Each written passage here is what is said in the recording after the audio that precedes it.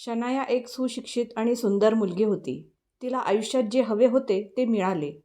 काही महिन्यांपूर्वी ती हे शहर सोडून गेली होती. कारण तिला खूप मोठी ऑफर मिळाली होती. एका मोठ्या डॉक्टरची असिस्टंट होण्याची ऑफर तिला भेटली होती आणि ती ही ऑफर नाकारू शकली नाही. तिने तिच्या आयुष्यातील एक मोठा निर्णय घेतला आणि तो निर्णय असा होता की शनाया तिच्या एंगेजमेंटच्या दिवशीच तिच्या होणाऱ्या नवऱ्याला सोडून निघून गेली आणि आता ती इतक्या महिन्यांनी परत आली आहे. सुंदर असण्यासोबतच शनाया एक गर्विष्ठ आणि जिद्दी मुलगी देखील आहे. जेव्हा तिला जे हवे आहे ते मिळते तेव्हाच ती शांत बसते. हाय नरेश, कसा आहेस? नरेश म्हणतो, मी ठीक आहे शनाया मॅडम. शनाया हसत म्हणाली, रवीश त्याच्या कॅबिनमध्ये आहे का? नरेश स्वतःशीच बोलतो, सरांना भेटण्यासाठी इथे बसलेले इतके रुग्ण हिला दिसत नाही वाटते. हो, सर त्यांच्या कॅबिनमध्ये आहेत. मला त्यांना भेटायचं आहे. आलीच मी त्याला भेटून. नरेश तिला थांबवतो आणि म्हणतो, शनाया मॅडम, सर सध्या व्यस्त आहेत. शनाया भुवया उंचावत म्हणते, तू मला कधीपासून ओळखतोस नरेश? नरेश थोडासा घाबरून म्हणाला, 9-10 महिन्यापासून. शनाया म्हणते, जेव्हा तू इथे काम करायला सुरुवातही केली नव्हतीस तेव्हापासून मी इथे असिस्टंट डॉक्टर म्हणून काम करत आहे. रवीश मला खूप चांगले ओळखतो, समजलं? नरेश काही बोलण्याच्या पूर्वीच शनाया रवीशच्या कॅबिनमध्ये जाते. त्यावेळी रवीश आपल्या कॅबिनमध्ये मिस्टर शर्मा यांचे चेकअप करत होते. सोबत मिसेस शर्मा तिथे बसल्या होत्या. शनाया कॅबिनमध्ये प्रवेश करताच ती मिसेस शर्माच्या मागे उभी राहते. रवीश मिस्टर शर्मांना म्हणतो, काका, आता तुमची तब्येत पूर्वीपेक्षा खूप चांगली आहे. फक्त थोडा अशक्तपणा आहे. मी काही मल्टीविटॅमिन्सच्या टॅबलेट लिहून देतो. काही दिवसात तुम्ही पूर्णपणे बरे व्हाल. मिस्टर शर्मांशी बोलत रवीश मागे वळतो तर अचानक शनायाला त्याच्या कॅबिनमध्ये पाहून त्याला धक्का बसतो. रवीशला पाहून मिसेस शर्माही मागे वळून पाहतात आणि त्यांना शनाया दिसते. शनायाला पाहून रवीश शांतपणे त्याच्या खुर्चीवर बसतो. मिस्टर शर्माकडे पाहून तो म्हणतो, काका, तुम्ही ही मेडिसिन मेडिकल स्टोअरमधून घ्या आणि महिन्यातून 2दा तपासणी करत राहा. मिसेस शर्मा शनायाकडे पाहत बोलतात, ओ माय गॉड, किती महिन्यानंतर भेटलीस. तू पूर्वीपेक्षा जास्त सुंदर दिसत आहेस शनाया. मी जेव्हा जेव्हा इथे यायची तेव्हा मला तुझी खूप आठवण यायची. पुन्हा या हॉस्पिटलमध्ये जॉईन होत आहेस का? मिसेस शर्मा शनायाशी खूप गोड बोलत असतात. रवीशकडे पाहत शनाया बोलते, विचार तर तोच आहे माझा. पुढे काय होते ते पाहूया. मिस्टर शर्मा आणि मिसेस शर्मा निघून जातात. हॅलो रवीश, मला बसायला सांगणार नाहीस का? रवीश शनायाकडे पाहत लँडलाईनवरून नरेशला फोन करून बोलतो, नरेश, मी तुला किती वेळा सांगितले आहे की जेव्हा पेशंटचे चेकअप चालू असते तेव्हा माझ्या कॅबिनमध्ये कोणालाही येण्याची परमिशन नाही आहे. नरेश तिकडून काहीतरी बोलला, पण रवीश शनायाकडे पाहून रागाने म्हणाला, मी पेशंटसोबत बिझी असताना कोणीही माझ्या कॅबिनमध्ये येऊ नये. कोणीही असो. तुला समजले का? नरेश म्हणतो, हो सर, यापुढे असे होणार नाही. रवीश शनायाकडे पाहत म्हणतो, हां, तुम्ही काहीतरी बोलत होतात मॅडम. काय समस्या आहे तुम्हाला? मी कबूल करते की मी चूक केली, पण याचा अर्थ असा नाही की तू माझा द्वेष करावा. शनाया रडकुंडीला येत बोलत असते, मी खूप अडचणीत आहे रवीश. मी मुंबई कायमची सोडली आहे आणि आता मला तुझ्यासोबत राहायचे आहे. रवीश, प्लीज माझ्यावर रागवू नकोस. रवीश म्हणतो, शनाया, मी तुला खूप आधीच माफ केले आहे. मी पुन्हा तुला कधी पाहेन याची अपेक्षा केली नव्हती म्हणून थोडा वेळ अस्वस्थ झालो, पण आता मी पूर्णपणे ठीक आहे. जर तू हे सगळं केलं नसतंस तर मला स्वातीसारखी बायको कधीच मिळाली नसती. धन्यवाद शनाया. रवीशच्या लग्नाबद्दल ऐकून शनायाला धक्का बसला, पण ती कशी तरी स्वतःवर नियंत्रण ठेवते आणि रवीशला सांगते, रवीश, मी सध्या खूप अडचणीतून जात आहे. पप्पांच्या जाण्यानंतर माझा भाऊ आणि वहिनीही मला सोडून गेले. मला कामाची खूप गरज आहे आणि राहण्यासाठी जागेचीही गरज आहे. रवीश, कृपया मला मदत कर. मला तुझ्या हॉस्पिटलमध्ये नोकरी दे. सध्या मी जवळच्या लॉजमध्ये राहते, पण मी जास्त काळ तिथे राहू शकत नाही. माझे पैसेही संपले आहेत. असं म्हणत शनाया तिथून निघून जाते. शनाया गेल्यानंतर रवीश फक्त शनायाबद्दल विचार करू लागतो. इकडे घरी स्वाती तयार होऊन रवीशची वाट पाहत असते, पण रवीश येत नाही.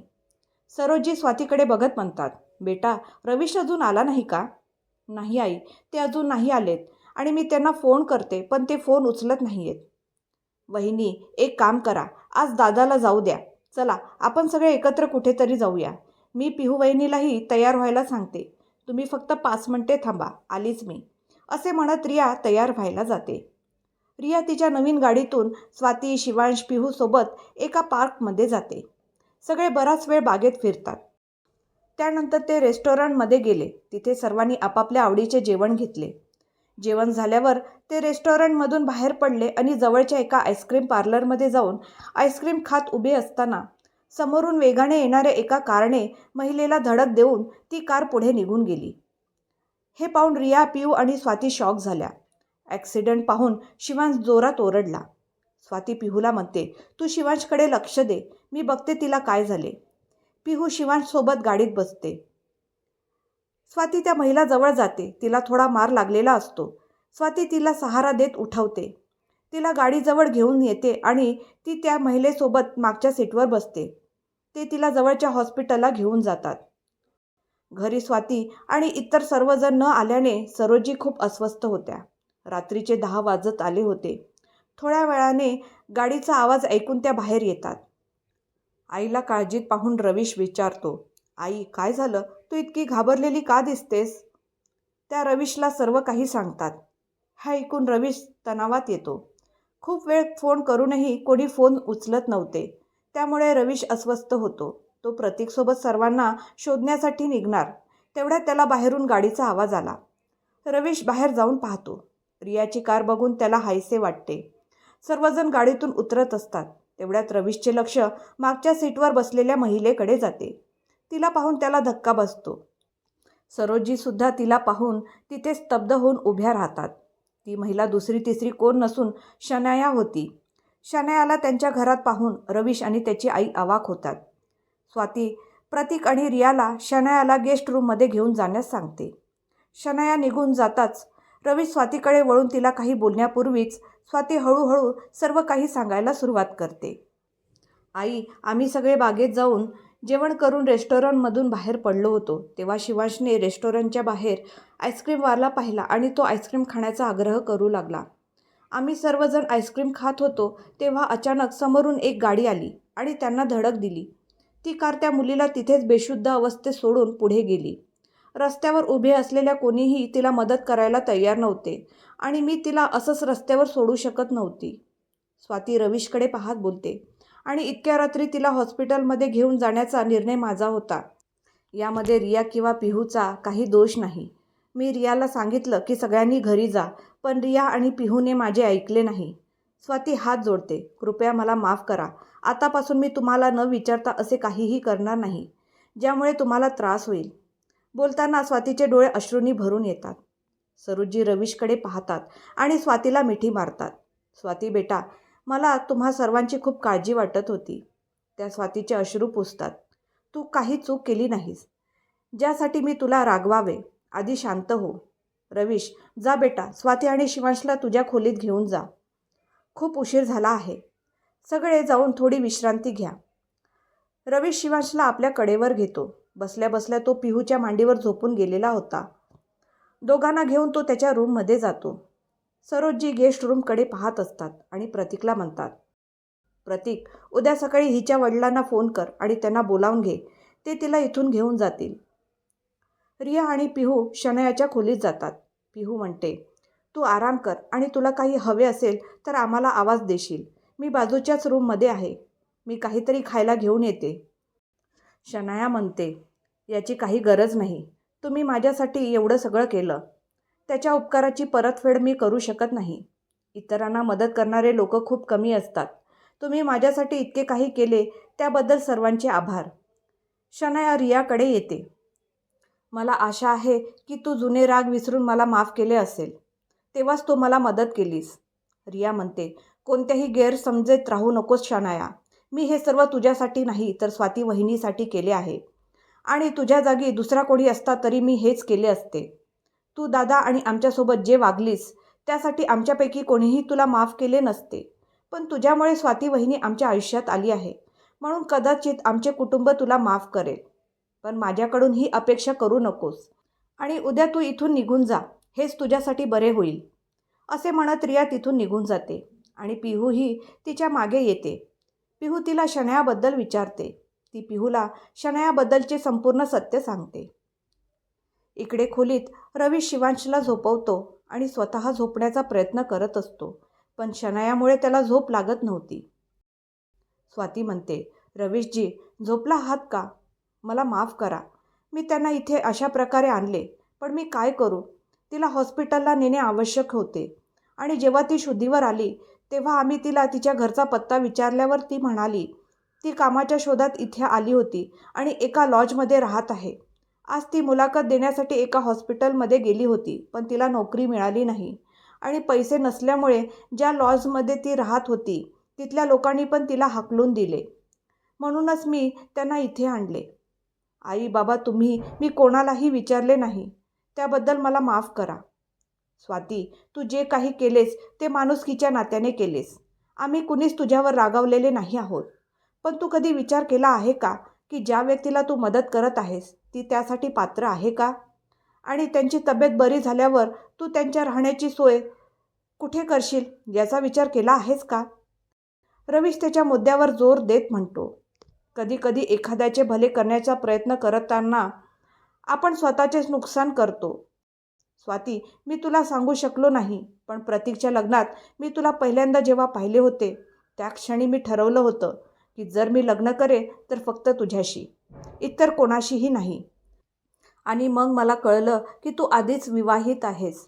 त्यावेळी माझी काय अवस्था झाली याची तू कल्पनाही करू शकत नाहीस. आपले लग्न खूप कष्टाने झाले आहे आणि मला वाटत नाही की आपल्या वैवाहिक आयुष्यात कोणामुळेही कोणतीही समस्या येऊ नये. मी हे सहन करणार नाही, असे म्हणत रवीश त्याच्या खोलीतून बाहेर पडतो आणि स्वाती रवीशच्या शब्दांचा अर्थ समजून घेण्याचा प्रयत्न करत असते. स्वाती विचार करते, असं काय झालं आहे की रवीशला इतका त्रास होत आहे? मी काही चूक केली का? स्वाती काळजीत पडते आणि खोलीत फिरू लागते. ती पुन्हा पुन्हा बाहेर पाहते. रवीश येत नसल्याने स्वाती स्वतः रवीशला बोलवण्यासाठी जाते. खूप रात्र झालेली असते. रवीश काळजीत टेरेसवर फेऱ्या मारत होता. शनाया कशी आहे हे त्याला चांगलंच माहीत असतं. तो तिला खूप चांगल्या प्रकारे ओळखत होता. त्याला भीती होती की शनाया स्वातीला त्यांच्या मागील नात्याबद्दल काहीतरी चुकीचे सांगेल. म्हणूनच त्याने स्वातीला संपूर्ण सत्य सांगण्याचा निर्णय घेतला. पण सत्य कळल्यानंतर स्वाती कशी रिॲक्ट होईल याची त्याला चिंता होती. पण सगळं सांगणे महत्त्वाचे होते. रवीश स्वातीला सत्य सांगायला जाणार तितक्यात शनाया त्याला समोर उभी दिसली. शनाया त्याला म्हणते, रवीश, तू अजून झोपला नाहीस? अजूनही तुला माझी काळजी आहे ना? म्हणूनच इतकी रात्र झाली तू अजून झोपला नाहीस. शनाया रवीशच्या जवळ येण्याचा प्रयत्न करते. रवीश तिचं बोलणं मधात थांबवत म्हणतो, तुला काहीतरी गैरसमज होतोय शनाया. नाहीतर कदाचित तुझ्या डोक्याला लागल्यामुळे तुझं डोकं खराब झालं आहे. मी नक्कीच काळजीत आहे, पण तुझ्यासाठी नाही, स्वातीसाठी. मी स्वातीवर खूप प्रेम करतो आणि मला तिला गमवायचं नाही आहे. जर तू तिला कुठल्याही प्रकारचा त्रास देण्याचा प्रयत्न केलास तर याद रख, माझ्याशी गाठ आहे. रवीश निघताना म्हणाला, आणि सकाळ होताच तू इथून निघून जायचं. शनाया म्हणते, तुमच्या लग्नाला अजून 1 आठवडाही झालेला नाहीये आणि इतकं प्रेम करायला लागलास तू स्वातीवर? लोक म्हणतात की माणूस त्याचे पहिले प्रेम कधीच विसरत नाही. पण काही महिन्यातच तू मला विसरून त्या विधवेशी लग्न केलेस. मोठ्या आवाजात बोलून शनाया गप्प बसते. रवीशचा चेहरा रागाने लाल होतो आणि त्याचे शरीर थरथर कापू लागते.